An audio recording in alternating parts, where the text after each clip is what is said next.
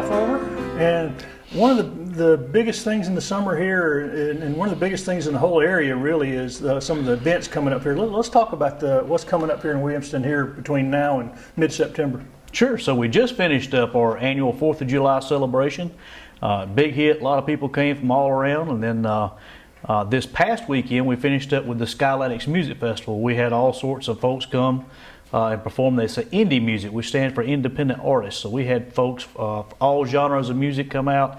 Had loads and loads of fun. My personal favorite, we actually had a mobile cigar lounge set up in the park, so that was a big hit as well. We've got 4th Saturday in August. That's our next event. Will be the Spring Water Festival. That's obviously our largest and our premier festival in the town, and we look forward to that. Again, 4th Saturday in August. People come from all over to that. Tell people that haven't been to the Spring Water Festival what kind of things they can expect. Sure. So you'll have arts and crafts vendors that will be over on what we refer to as the Lander property, which is where the wedding gazebo is in the park. And then you'll have all sorts of food trucks come in, all different sorts of food. You're going to have your bouncy houses, stuff like that, the kids' rides that will be over by the what will soon to be the new pickleball courts. And you'll have artists performing on stage, gospel stage, as well as other performing on the amphitheater. And I'm not sure who our headliner is this year. I haven't been told yet, but we're anxiously looking forward to that. So it's an all-day event. We look forward to folks coming out.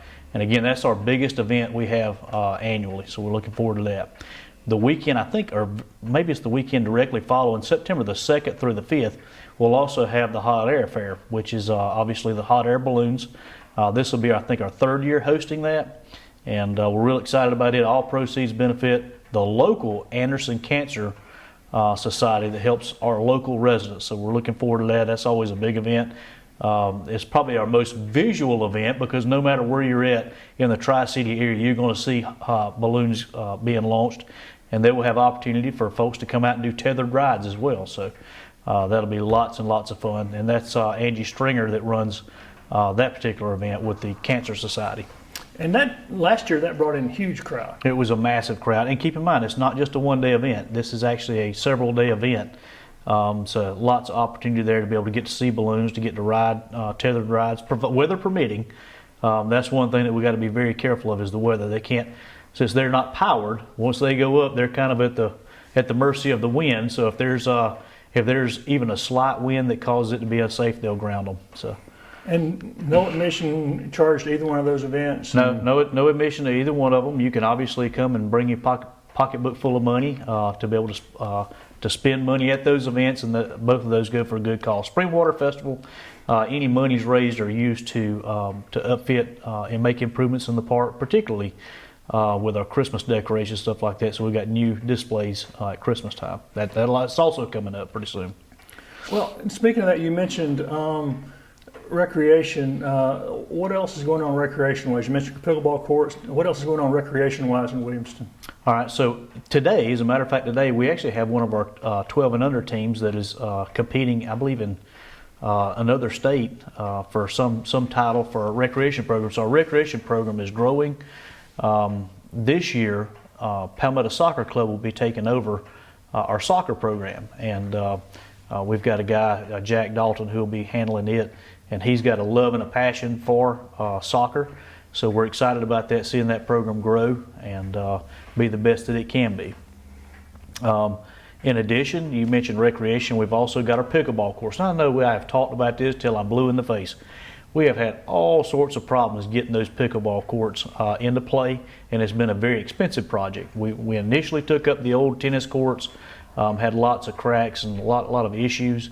And once we peeled up that layer of asphalt, it was pretty evident that there was some major soil remediation that needed to be done to the tune of roughly $100,000 worth of soil remediation, where they take all this spoiled soil, take it out, put down geofabric, and then they come back with basically crushed runner aggregate, and they do multiple layers and have to compact it to where they have a solid surface by which to pave on that will last us for many years to come.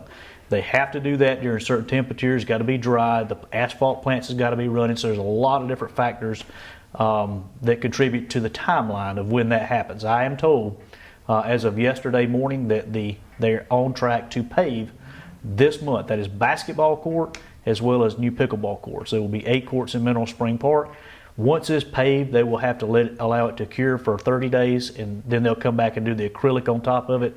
So it's more than just a black surface. It'll actually be a blue and green surface. It'll be beautiful, marked up, ready to play on.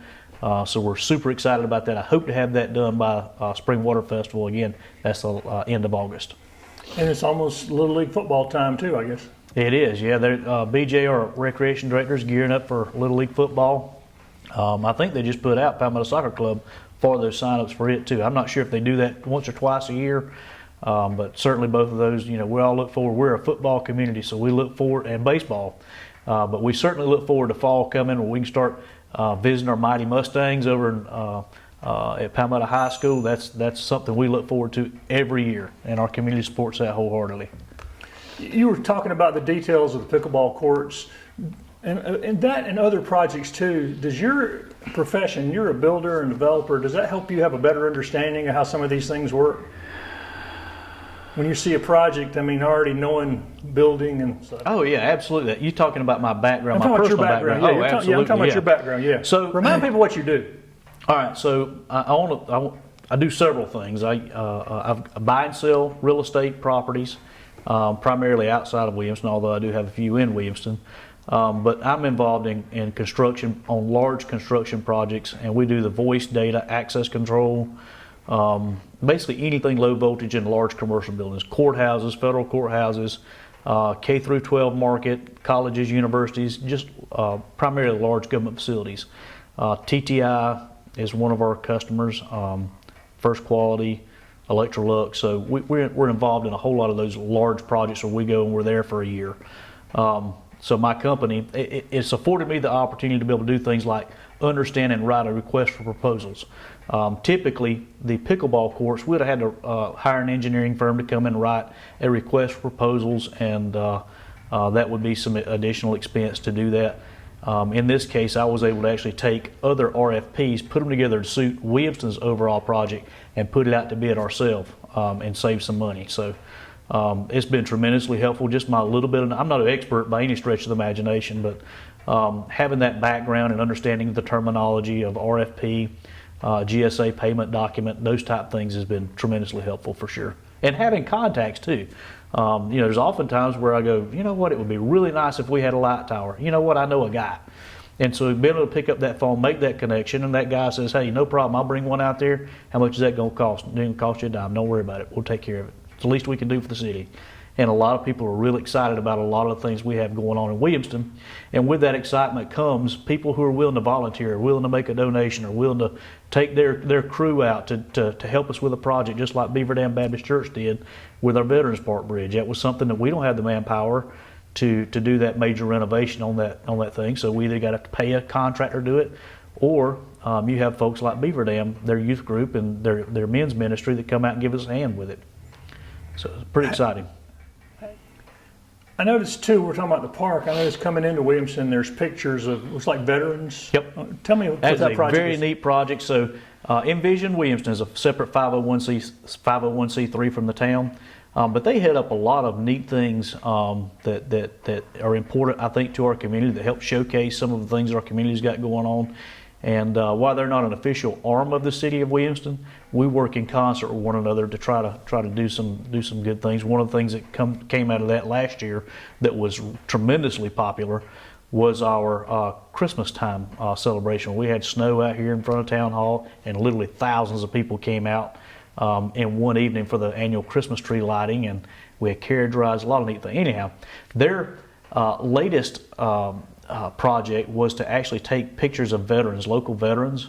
They can be still living or deceased, and have them put on a banner, and you will see banners throughout town there. I think they're getting ready to take them down this week, but during 4th of July, Memorial Day, Veterans Day, they display those banners with some of our local heroes on it. It has their name and what branch they served in.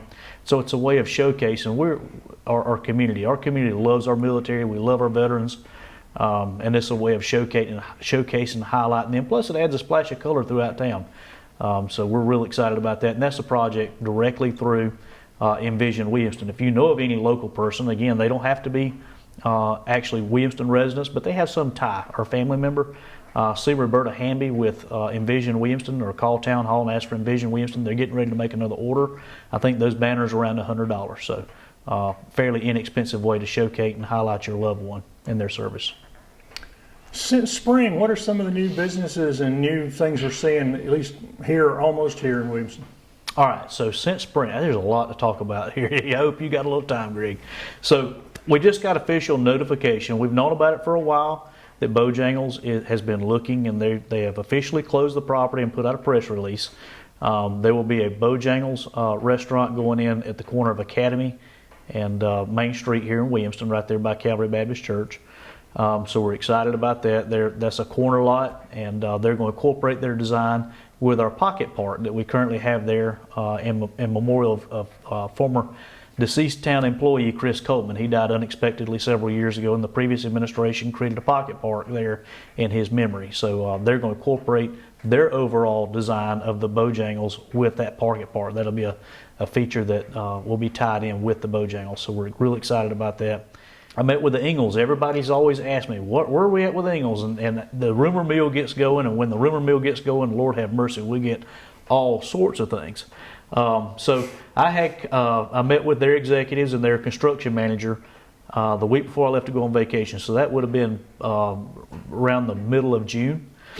And met with them on site. We went over some of their criteria. We went in the conference room, looked at their plans, and their plans have changed a little bit, and for the better. They're actually looking to expand their store, their planned store, from an additional 20-foot. So it will be one of the largest stores, if not the largest, that Ingles has. They still are on target to construct. I think they do 3 or 4 Ingles stores a year, and we're right there in the top 3 for construction. They could not give me a definitive timeline, but they are actively working on drawings, renderings, permits from DOT, permits from land disturbance from DHEC.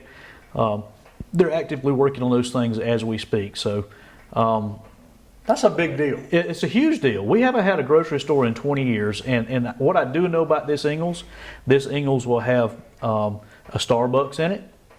It will have a Boar's Head. It will have the Asian restaurant. I believe they call it Chopsticks. It will have the full salad bars and all the stuff you would expect from one of your larger and newer Ingles. In addition, it will also have a fuel station out front where the old Williamston City Hall used to be.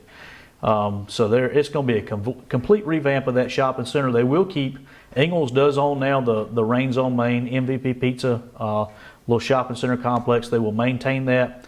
They will keep that, and that's not going anywhere. But the rest of the property will be completely made over. And I did ask them. I said, can you tell me, has the labor shortages and things related to COVID, supply chain, is that hasn't altered your plans in any way? He said, no, it hasn't altered our plans. Obviously, it slowed us down a little bit.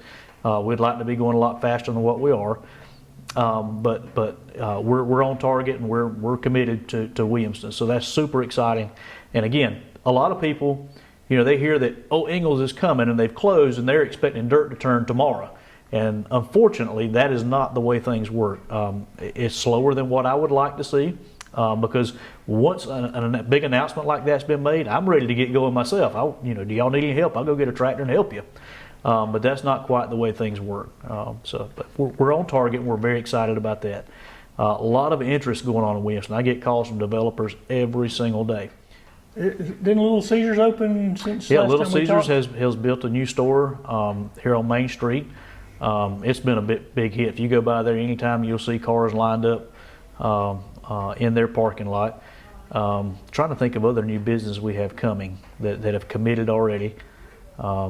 Obviously, Maple Bakery, they came here not long ago, and they've absolutely killed it. They have the best coffee and bakery goods that you could possibly imagine. Cupcakes, breakfast.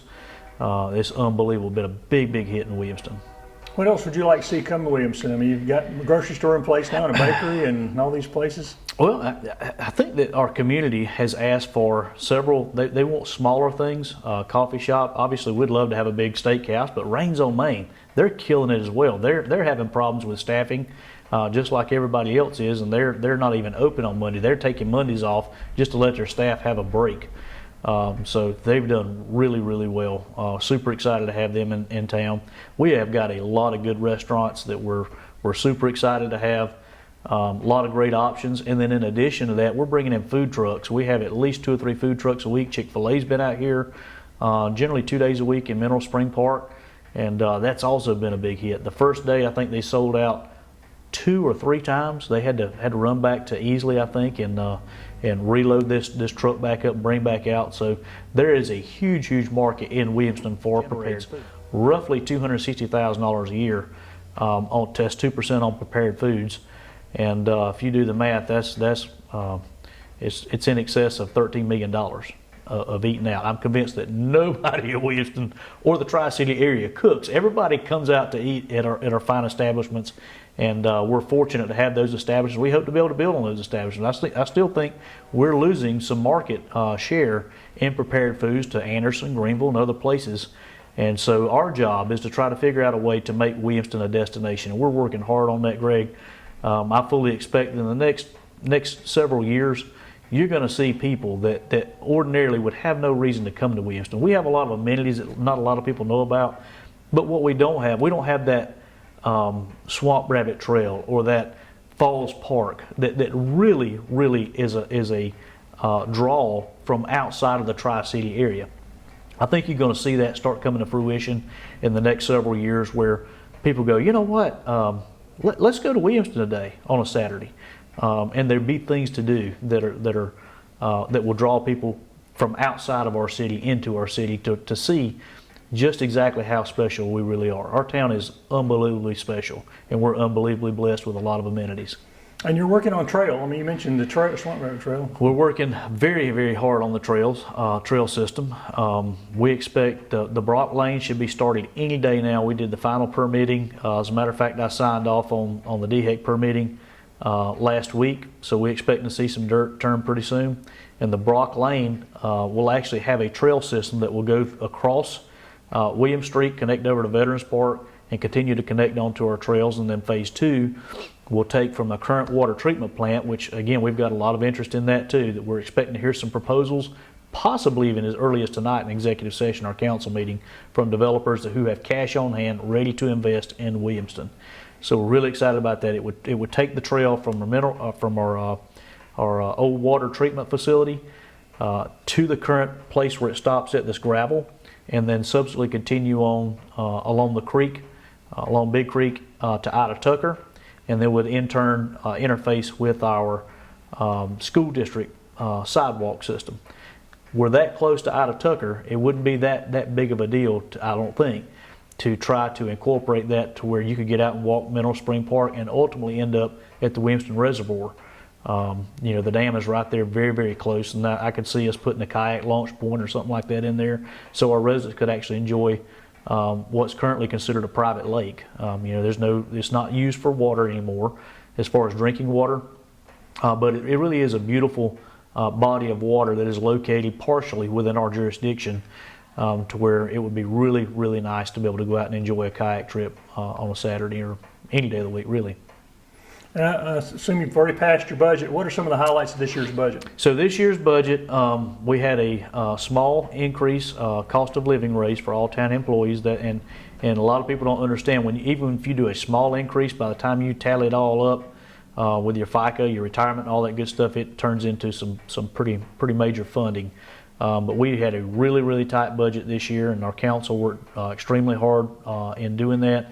We're looking at our efforts have really been focused on recruitment and retaining our existing employees, particularly with police officers. Now they're all over the board. You can go to work at DPS and make $55,000 a year starting out. Well, obviously I can't compete with that, but we've worked really hard with that. We do have a balanced budget. We went in initially with a several $100,000 budget deficit based on the proposals, and we ended up going through, I think, 3 readings total on that budget and whittling it down to where we're living within our means, but we're still providing that same level of service that our residents and our community expects to be able to receive from the city. So no major things. There's no big major building projects or anything like that involved in the budget. And should something come along, then we could certainly do the budget amendment. But as of right now, we're basically maintaining our operations and tightening our belt a little bit and hoping to be able to see some of this growth, quality growth. that will increase revenues. Our expenditures are just like your home budget. That loaf of bread that you bought for $1.25 is no longer $1.25. The same thing's applicable with town operations. That piece of PVC pipe that we would buy to put in the ground for water or sewer obviously cost double what it did, just a few short months ago. So we're feeling the strain on that too. And what we're hoping for again is that quality growth will help sustain us during that time, during these difficult times where things are tremendously expensive with inflation. You mentioned earlier hospitality tax. How important is that to the budget, hospitality tax spending? So I'll be honest with you, had I been on council at the time the hospitality tax was discussed, talked about, and implemented, I probably would not have been in favor of it. But in this seat, I've actually learned quite a bit. And you know as well as I do, with Act 388, which caps how much you can raise taxes, there is no way on God's green earth we could ever keep up and raise taxes fast enough or quick enough to continue to maintain our operations as we were doing. Keep in mind, things like the park, upkeep, maintenance, all that was prior to hospitality tax came out of general fund. And so hospitality tax was passed way prior to me being on council. But I'm going to tell you, Greg, it has been a blessing to be able to keep up those amenities because, again, we would not be able to do the things we're doing right now. Pickleball courts, basketball courts, keeping up Brookdale Park, putting new basketball goals in there, building restrooms at Brookdale Park, putting electrical upgrades in Mineral Spring Park, having our youth recreation program. None of that would be possible without the hospitality tax. So what it did is it freed up funds. Now we pay for a lot of those things, or parks and recreation, with hospitality tax, and no longer do we have to pay for it through general fund. So that freed general fund up to be able to continue to pay for these things that we just wouldn't be able to afford had we not had it. So hospitality tax has been a big, big blessing to the town of Williamston, and I'll tell you, I know the county's talked about a hospitality tax at least twice. I think that has potential to be a very, very good thing. If the county residents decide they want those amenities, they want those parks, they want a county recreation program or something like that. But I know there has to be a plan in place of how to spend, an equitable plan.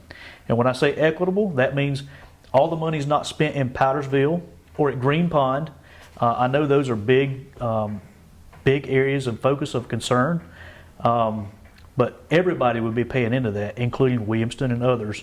I think it's possible for that to pass at some point in time, but they have to have a plan. County Council has to have a plan and get buy-in from the community, and that's one thing that I don't think we've had yet is a good, solid plan to where everybody knew where those funds were going to be spent and how they were going to be spent. I know we talk about this a lot, but how important is Mineral Spring Waters Park to Williamston? Listen, the town was literally formed around Mineral Spring Park. That is our number one amenity in the town, and that is what we are known for. Every municipality has its own unique identity, and I think that our identity begins with Mineral Spring Park, and then we capitalize on that, and then expand on out to other things that help make up our community and our identity. That park is probably one of the most visited parks anywhere around. Any day you can come out here and you can see buses of people. It might be Anderson 5, it could be Anderson 4, it could be Greenville County Schools. We see just tons and tons of people come out and enjoy that amenity that we're glad to be able to offer to the community and surrounding areas. It's a great place to be able to come hang out. It's a great place. It's a safe place. We're tremendously fortunate to have that park. Tremendously fortunate. Anything else coming on Yes. between now and September we hadn't talked about? So we got a lot of good stuff. We talked, I don't know if you and I have discussed about Arpa funding. So during the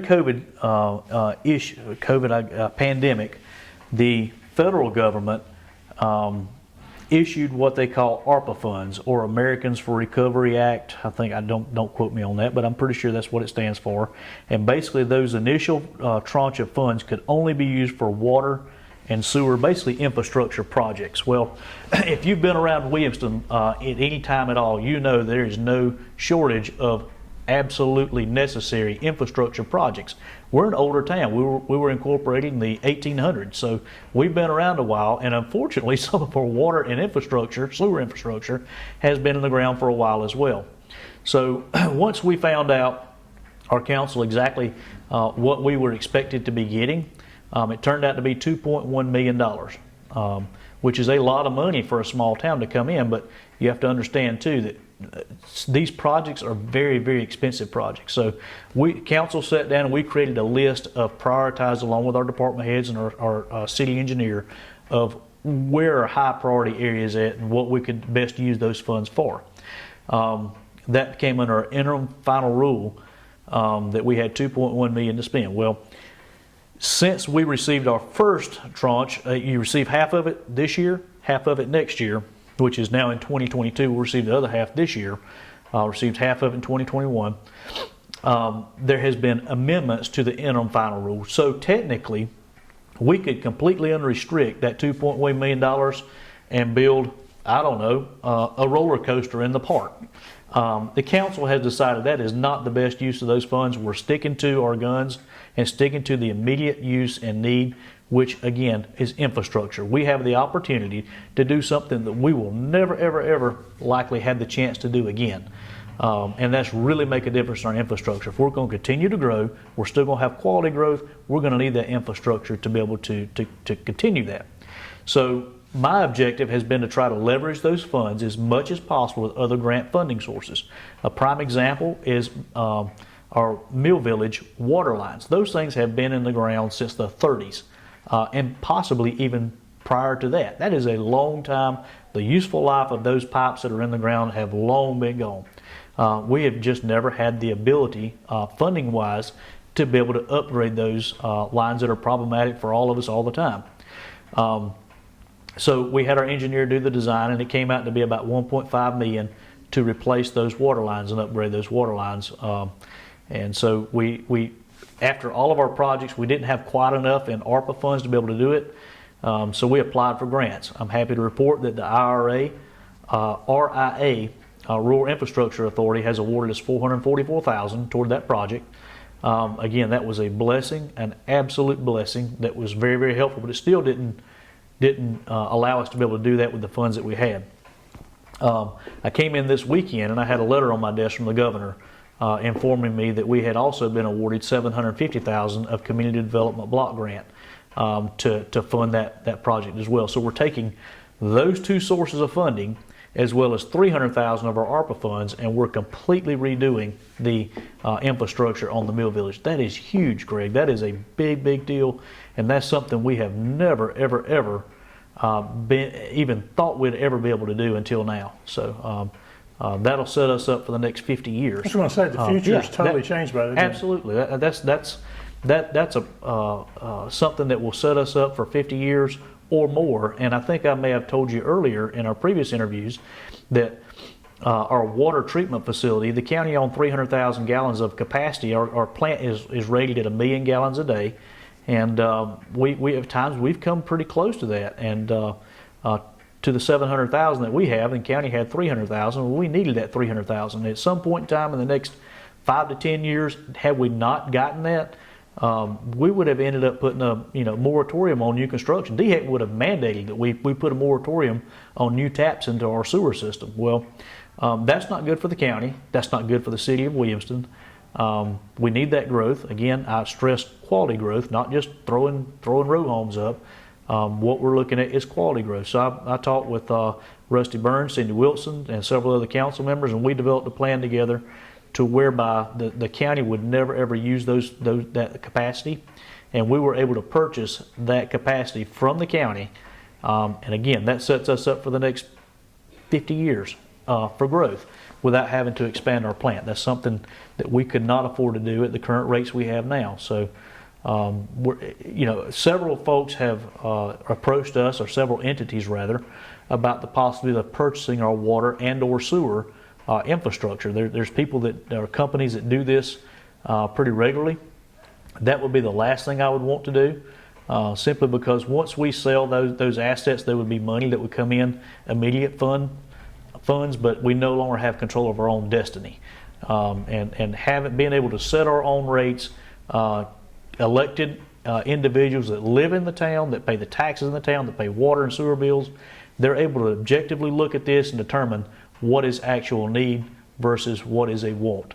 And we've done a very, very good job. I'm proud of our council, proud of our community at being able to keep those rates down.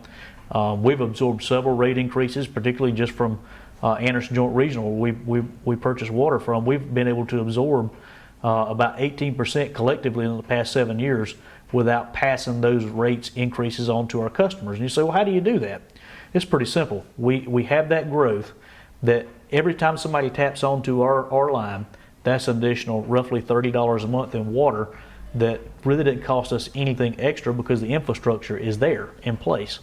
So that's helped us maintain those low rates and keep them low. And as long as I'm mayor, we're going to do everything within our power to try to make Williamston attractive and affordable.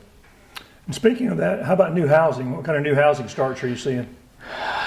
There's a couple that I can't talk about right this minute. I'm under a non-disclosure agreement. There's been some recent discussion about potential annexation of some property just outside of the city, which would be 300 to 400 homes that would be coming into the city. Again, I can't discuss any particulars with that now right this very minute, but we know we've got the subdivision going in on Minor Street. I believe that's 30 homes. You have Mahaffey, which again, that we just did the final sign off on it. On their homes going on Mahaffey and East First Street, West First Street, and then you also have Brock Lane, which is a total of 64, and in a subdivision there. So that's just what's on the books. That doesn't count the onesie twosies. That doesn't count the guy who sells his couple lots and they build 3 or 4 houses on it.